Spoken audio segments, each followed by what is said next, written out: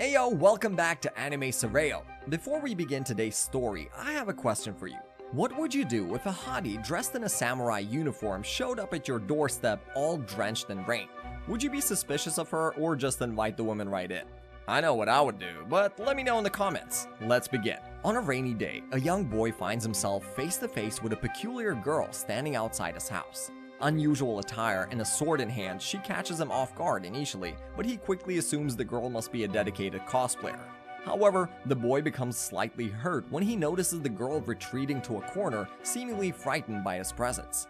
The boy wonders if she perceives him as a bad guy. He then retreats into his house and goes about his usual routine. The boy takes a refreshing shower, enjoys a cold Coke, and attends to his cat. Once he completes some work, curiosity compels him to check if the girl is still outside. To his astonishment, she remains standing at his doorstep, drenched by the rain. Concerned for the girl's well-being, the boy offers her an umbrella. He suggests the girl to call her family while he calls the security. Disregarding his offers, the girl inquires about their current location. He informs her that they are in Beiwang Road neighborhood.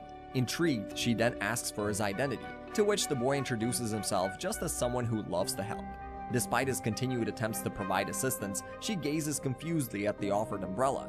The girl proceeds to reveal that she is a disciple of the Salt Gang, but confesses her confusion as to why she ended up there. Perplexed by her statement, the boy begins to suspect that the girl might be suffering from some sort of syndrome or illness.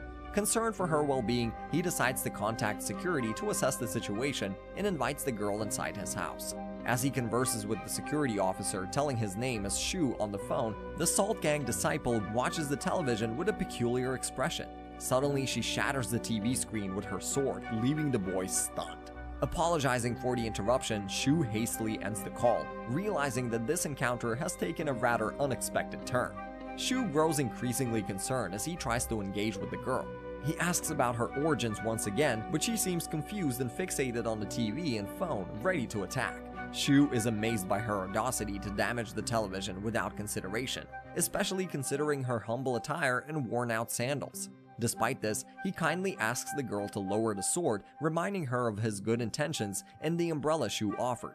Xu persists in his quest for information about the girl's background, and she reveals herself as Jiang He, a disciple of the renowned Salt Gang. The girl expresses the longing to return home, and Xu assures her of his genuine intentions to help. Trying to gauge her familiarity with the surroundings, the boy mentions the city of Jiangcheng, but she shows no recognition. Frustrated, Xu sarcastically suggests that the girl might be from ancient times, even considering asking about the emperor's name. In an attempt to establish a timeline, Xu asks for the current year, and she responds with the 16th year of Kaiyuan. Turning to the internet for confirmation, Xu quizzes the girl about prominent figures of that era, and her excitement arises when she recognizes the name of a poet mentioned in the search results. The doorbell rings, announcing Xu's food delivery. Jiang holds the sword tightly, but he reassures her that it's just his meal. Xu settles down to eat and offers some to the girl, but she declines. Worried about the girl's violent tendencies, he asks if anyone spotted her, and the girl assures him that she had remained hidden. Xu again invites her to share the food, acknowledging their different culinary backgrounds. However, Jiang misconstrues it as condescension, leading to an escalating exchange. In all that chaos, a can of black cola accidentally drops. This triggers the girl's suspicion of it being poison, prompting her to draw the sword. To be fair, she's not far from the truth. In an effort to prove the can of Coke is safe, Xu takes a sip from it. He pleads with Jiang to lower her sword, reasoning that if Xu were a villain, he would have abandoned her outside. The boy considers his options, forcing Jiang to leave, calling the police, or seizing the opportunity to observe her as a supergirl. Determined not to let this chance slip away, he chooses the latter, inviting the ancient girl to sit beside him on the sofa. Jiang, unfamiliar with the experience, remains cautious. She asks about the poet mentioned earlier, while Xu urges the girl to release her grip on the sword before revealing the truth. The boy explains that they are 1,200 years beyond her time and everyone she knew is long gone. Jiang struggles to believe him, prompting Xu to encourage her to assess the changes in the outside world. Overwhelmed, the girl draws her sword, but Xu reminds her of the rules of this world. Carrying weapons is prohibited and dangerous. Suspicious, Jiang questions his motives of helping her, but Xu mentions even welcoming his pet cat, Winter Melon, into his home. Jiang grows more upset, interpreting Xu's actions as condescension, which he vehemently denies. Jiang can't determine if Xu is being honest, but the boy didn't appear evil at first glance. He even offered her an umbrella when it got dark outside. Curious about her situation, Xu suggests that Jiang research why she ended up here and advises her to learn how to adapt to this world. He emphasizes the importance of not causing harm or destruction, as there are dangerous public officials everywhere. Despite feeling unsure about how to survive in Xu's house and lacking appropriate clothing, Jiang realizes she has nowhere else to go. The boy reminds her of the risks of inviting an ancient girl in and assures her that he will protect Jiang. She agrees to stay, and Xu arranges for food delivery. He teaches her how to use the bathroom, provides his own clothes, and ensures she knows how to secure the door.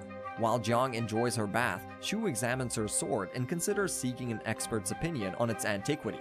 He makes a shopping list for the girl's necessities. As Jiang comes out, Xu finds her adorable in his clothing. He even promises to buy her shoes the next day. As the ancient girl prepares to eat, she recalls and tells Xu about her second-in-command warning about overly nice people being thieves. However, Jiang says she believes Xu to be genuinely kind-hearted. After Jiang finishes eating, Xu sits her down and explains their situation. He helps her understand that she has traveled 1200 years into the future. Xu assures Jiang that his house is a safe place, even to the extent that she could live there for a week without repercussions if she were to kill him. He introduces her to the modern devices like the TV and mobile phone, clarifying their purpose as entertainment and relaxation. Xu encourages the girl to ask any questions and promises not to harm her. The conversation then shifts to the complexities of the outside world. The boy explains that while it may be safe for others, it's not for Jiang, as she appeared out of nowhere. If the ancient girl were seen wielding a sword in the royal palace, she would instantly be recognized as an outsider and be captured. Xu shows her an ID card and emphasizes that everyone carries one, with police frequently checking them to identify criminals. Resisting arrest leads to severe punishment. Xu identifies Jiang's lack of an identification card as the primary concern, as it could draw unwanted attention. The girl compares her situation to that of a refugee, but Xu explains that it's even worse. Nevertheless, he reassures her of his willingness to help and expresses his happiness at getting to know an ancient girl like her. Jiang inquires about the boy's wife, only to learn that Xu is unmarried and lives alone. This makes her uncomfortable. However, he goes out of his way to make the girl comfortable, providing a separate, cleaned room for her. The boy bids her goodnight, revealing his name as Xu Qing, before leaving the room. In the darkness, Jiang sits quietly, setting her sword aside. Xu Qing lies in bed, his mind filled with thoughts of the chaotic events from the previous day. He had set out to reach for a job, but instead stumbled upon an ancient girl. Determined to clear his mind, Xu decides to sleep and find some much-needed rest. The following morning, he wakes up late, his heart racing as Xu hurries to confirm whether yesterday's encounter was merely a dream. To his surprise, the boy finds Jiang sitting in the living room. Xu greets her warmly and asks if she is hungry. However, Jiang swiftly retreats to her room and returns with 2 silver stones, offering them to him. She even attempts to give the boy a necklace to pawn for additional silver. Xu, though grateful, declines her gesture and assures the girl that he will provide daily necessities and clothing for her later. Concerned for Jiang's safety, Xu warns her against venturing outside alone. He sets out for shopping, purchasing a variety of clothes for her. As Xu proceeds, he notices a lingerie store and briefly ponders how to enter alone. Emerging from the mall burdened with shopping bags, Xu also purchases some books before heading home. Upon his return, he encounters the security guard, who inquires about yesterday's call. Xu quickly fabricates an excuse, claiming he dialed the wrong number. The guard warns him to remain vigilant due to a thief on the loose. Arriving back at his house, Xu finds Jiang in a peculiar state, clutching her sword. He reassures the girl that she is safe within his home and provides her with food. After finishing the meal, Xu proudly displays the items he bought for her, feeling slightly embarrassed when Jiang asks about undergarments and pads with confusion. He also gives her history books to read and decides to teach her how to use a computer so she can learn independently. Observing Jiang's exhaustion, Xu realizes she likely didn't sleep well the previous night. He advises her to rest and get some sleep. Jiang questions Xu about his social status in this world, assuming that he must be the son of a wealthy landlord, despite his explanation of his humble background as an unemployed graduate student. Suddenly, Jiang becomes preoccupied with the idea of returning to her home. She recounts her account of chasing a thief in the forest on a rainy day, which led her to this unfamiliar place. Xu suggests she focus on settling into this world for the time being. Curious about the boy's military rank and martial arts skills, Jiang inquires further. Xu becomes intrigued by her abilities, even asking if she possesses the skill of flying. Jiang shocks him by revealing that she can even jump from a 4th-floor building. Xu's passion for martial arts grows, and he asks Jiang to teach him. She kindly explains that he is too old to start now, but the boy wonders if the techniques are too strict. Jiang assures him that it's simple and there is no strict mastery. She begins teaching him the foundational practice of waist training, called the stake. Curious, Xu asks Jiang if he can skip it, but she insists it's necessary and mentions 3 years of practice. The boy expresses a desire to learn sword techniques instead. Jiang declines, explaining his eyes wouldn't keep up with his hands, rendering it ineffective. Disappointed, Xu asks Jiang to rather try on clothes he bought for her. While she changes, the boy attempts to wield the sword but finds it too heavy and drops it. Jiang returns in perfectly fitting clothes and Xu promises to take her for a walk at night and buy a hairband.